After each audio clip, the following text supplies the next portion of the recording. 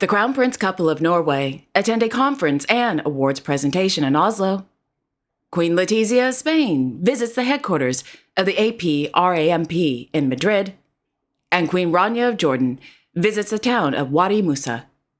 All this and much more coming up next on your Royal Daily News. Good afternoon, everyone. I hope you're doing well. My name is Alexandra, and yes, I do have a problem with knowing the difference between a kilogram and a pound, and welcome to your Royal Daily News for Tuesday, January 9th, 2024. This morning, Her Majesty, Queen Rania of Jordan, visited the town of Wadi Musa in the Oman Governorate, where she met with the founders and beneficiaries of several local economic empowerment programs, as well as a group of young people from the governorate. The day began with a meeting with the founder of Thaqafat, Mr. Yusuf Al-Falahat. Thaqafat is an initiative that creates financial empowerment opportunities for community members by connecting them with tourists seeking an authentic Jordanian experience. Quote, Thaqafat's various projects, the majority of which are women-led, allow tourists to learn more about the area and its people by partaking in experiences including cooking, craft making, and spending time with local residents.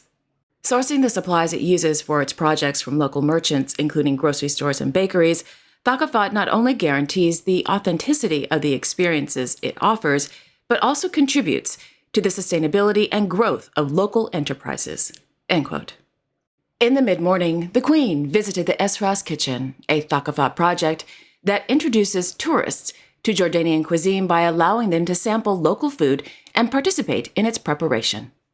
The kitchen provides part-time work opportunities for local women, and today it has welcomed over 4,200 visitors from 32 countries around the world. In the afternoon, the Queen visited the Nebatin Ladies Cooperative in Wadi Musa. Established in 1999, the cooperative aims to revive the art of Bedouin silver making and provide a unique tourist experience while also creating jobs for local women. During the visit, the Queen was given a tour of the showroom and silver jewelry making workshops. The day ended with a visit to the Abu Elias restaurant, which serves traditional Jordanian dishes. While at the restaurant, the Queen met with a group of young people from across the Oman Governorate, working on, quote, creating and expanding their own community empowerment projects.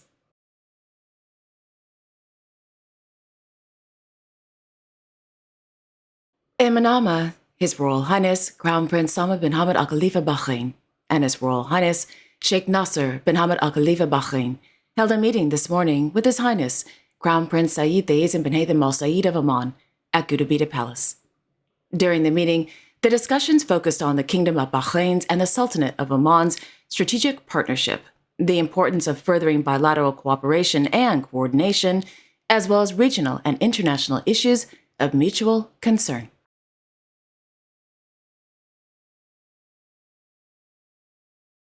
Meanwhile, His Royal Highness Prince Abdul Mateen of Brunei and Miss Anissa Issa Kalibek's 10-day royal wedding celebrations continued this morning in beautiful Brunei. Today, His Royal Highness Prince Abdul Malik Hassan Al Bolkiah of Brunei presided over the ceremony of the sending and receiving of the royal sign and the royal engagement held inside the dining hall at the Royal Palace of Nur Al Iman. Tomorrow, January 10th, Miss Anissa Issa Kalibek's powdering ceremony will take place in the capital. On Thursday, the grand royal wedding will take place at the Sultan Omar Ali Safudian Mosque in Brunei.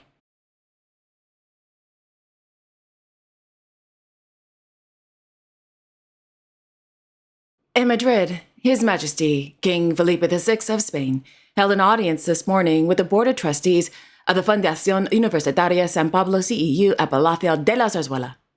The Fundación Universitaria San Pablo CEU was established in 1923 by the Catholic Association of Propagandists, has more than 25 educational centers offering more than 200 official degree courses from childhood education to postgraduate studies and vocational training.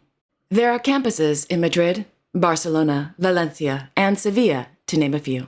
According to the Spanish Royal Court, the Fundación's, quote, educational model is based on a framework of Christian humanism principles, commitment to academic excellence, and providing an all-around education, end quote.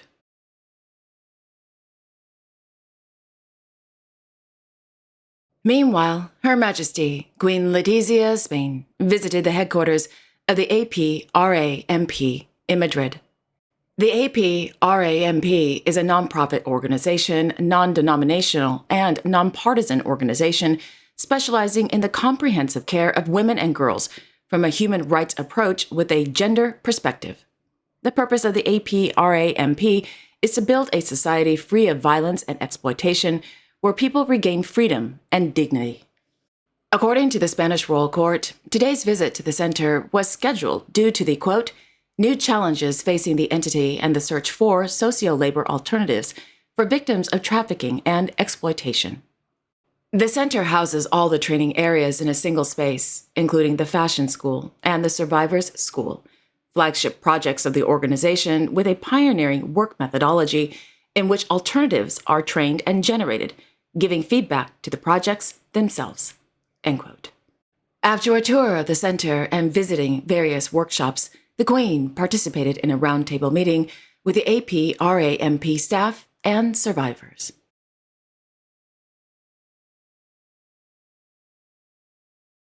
In Oslo, Their Royal Highnesses Crown Prince Haakon and Crown Princess Mette-Marit of Norway attended the annual Norwegian Confederation of Business and Industry Conference held at the Oslo Spectrum.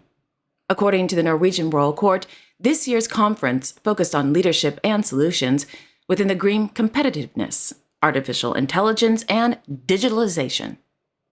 During the conference, the Crown Prince presented awards to, quote, social entrepreneurs and job specialists in JobLoop.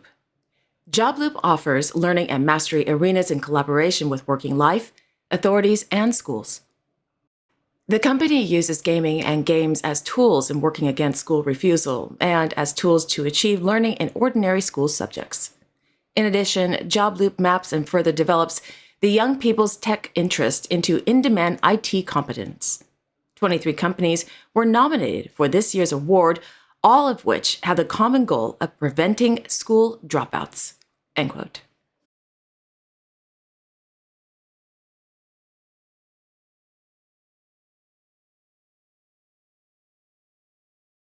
In Copenhagen, the Danish Film Academy announced the nominations for the 2024 Robert Prize. The Robert Prize honors the, quote, excellence in the motion picture arts and sciences, not just in front of the camera or behind the camera, but also with distributors and exhibitors. Shots and documentaries have been awarded from the start, whereas best achievements in TV fiction were included in 2012, end quote. Essentially, it's the Motion Picture Arts and Sciences Academy Award, or the César. Anyway, Her Majesty Queen Margrethe II of Denmark was nominated for Costume Designer of the Year and Stenographer of the Year for the film Erengard, The Art of Seduction, directed by Mr. Billy August. The 41st edition of the Robert Prize ceremony will take place on February 3rd, 2024.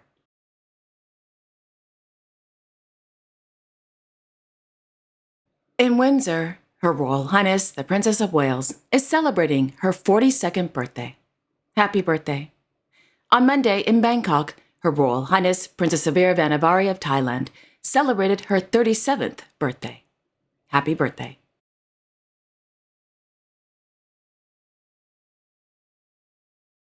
And finally, I would like to issue an apology and correction, if I may. In last evening's episode, I reported that Her Royal Highness, Princess Claire of Luxembourg, gave birth to a healthy baby boy on Saturday, January 7th, 2024 at the Maternité Grande Duchesse Charlotte. In the press release, the princess and her husband, His Royal Highness Prince Felix of Luxembourg, have named their child Balthazar Felix Karl, and that it, quote, weighs 3,222 kilograms, end quote. Well, that was wrong. Completely and utterly wrong. The sweet little newborn does not weigh 3,222 kilograms. Rather, the little prince weighs 3.220 kilograms, which is roughly 7 pounds.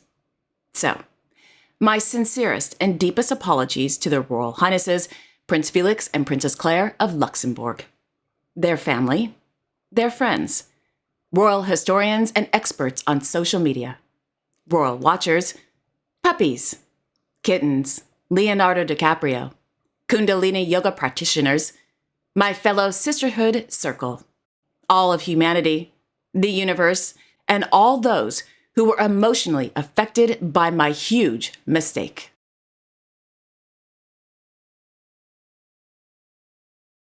And there you have it. Thank you all so much for joining me this afternoon. I really do appreciate it. And I really do apologize for that mistake. I am sincerely sorry. So, with that being said, have a wonderful afternoon, everyone, and I will see you all tomorrow. Take care.